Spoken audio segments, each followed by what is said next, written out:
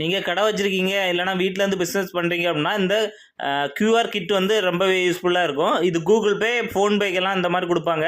இந்த மாதிரி QR kit வந்து எப்படி வந்து ஃப்ரீயாக வந்து ஆர்டர் பண்ணுறது சொல்லி இந்த வீடியோலேருந்து பார்க்கலாம். நிறைய கடைகளில் ஒட்டிருக்கு பார்ப்பீங்க, அவங்களுக்கும் இந்த மாதிரி தான் ஃப்ரீயாக வாங்கியிருப்பாங்க. உங்கள் மொபைலில் வந்து ப்ளே ஸ்டோர் ஓப்பன் பண்ணிவிடுங்க. அதில் வந்து கூகுள் பே ஃபார் பிஸ்னஸ்ன்னு இருக்கும். இந்த இதை வந்து ஓப்பன் பண்ணிவிடுங்க.